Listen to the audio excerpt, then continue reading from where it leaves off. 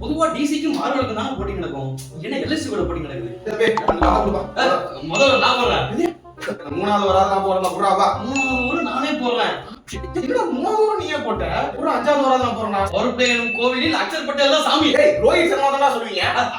விடுங்க. அதுக்குள்ள நான் போட்டு முடிச்சிட்டேன். அது ஒண்ணும் இல்லப்பா. அடுத்த நிக்கோலஸ் பூரான் பேட கட்டிட்டு ரெடியா இருக்கான்.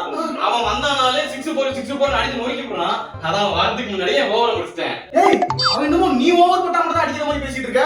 நான் ஓவர் போட்டு அடிக்கிறானா? இப்ப நான் என்ன பண்றது? நீ யாருன்னு உங்களுக்கு தெரியல. நீ ஒரு ஆஸ்திரேலியன் கங்காரு. நீ ஒரு ஆஸ்திரேலியன் லெஜெண்ட். இவன் அடிக்கிற அடி மரண அடியா தான் இருக்கும். சாமி வேண்டிக்கு வந்து போடுங்க. கர்த்தாவே நீ ஆசீர்வதியும். என்னடா அவன சாமி கும்பிடுறான். கர்த்தர் யாருக்கு உதவி செய்வாரு? நானே ஓவர முடிச்ச சந்தோஷத்துல போயிட்டு இருக்கேன். நீ வேற போடா இவன்.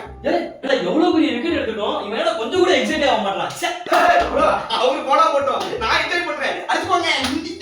நீ சுதர்ஷன் from GT தானே? ஆமா ஆமா. ஏன்டா எங்க டீம் ஆளுங்க விளையாடுறாங்கன்னா எங்க ஊர்காரங்களே பார்க்க மாட்டானுங்கடா.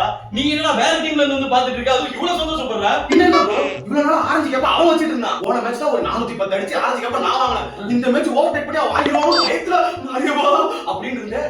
எப்படியோ நீங்க நல்லபடியா முடிச்சு விட்டீங்க. ஆரஞ்சு கேப்ப எனக்கு தான். ஓட்டன வச்சீங்க. ஏன்டா டேய் கப்புக்காக அடிப்பீங்கன்னு பார்த்தா கேப்புக்காக அடிச்சிட்டு இருக்கீங்க. ப்ரோ எதுக்காக அடிச்சிட்டா என்ன ப்ரோ? நமக்கு கேப் முக்கியம் பிகிலே. அந்த பக்கமா போ.